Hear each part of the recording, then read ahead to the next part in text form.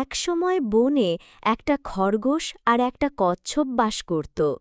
খরগোশ ছিল দৌড়ে খুব দ্রুত, আর কচ্ছপ ছিল ধীর সুস্থ। একদিন খরগোশ কচ্ছপকে ঠাট্টা করে বলল, আরে কচ্ছপ, তুমি এত ধীরে হাঁটো, আমার সাথে পাল্লা দেবে নাকি? কচ্ছপ শান্তভাবে উত্তর দিল, দ্রুত বা ধীর হওয়া বড় কথা নয়, চেষ্টা আর ধৈর্যই আসল।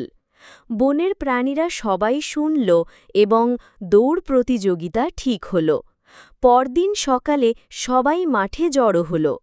বাঁশি বাজতেই খরগোশ ঝড়ের বেগে দৌড় দিল।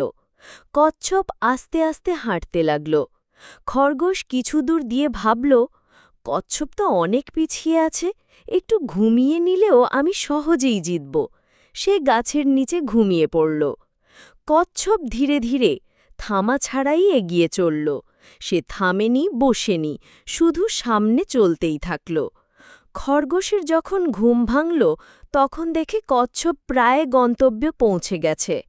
খরগোশ দৌড়াতে শুরু করল, কিন্তু ততক্ষণে দেরি হয়ে গেছে। কচ্ছপ ধীরে হলেও আগে পৌঁছে গেল আর প্রতিযোগিতায় জয়ী হল। তাহলে এই গল্পটি থেকে শিক্ষণীয় বিষয় হল, ধীরে চললেও যদি নিয়মিত চেষ্টা করা যায় তবে সফলতা আসবেই। অহংকার করলে হার নিশ্চিত। ধৈর্য, অধ্যবসায় আর আত্মবিশ্বাস সবচেয়ে বড় শক্তি।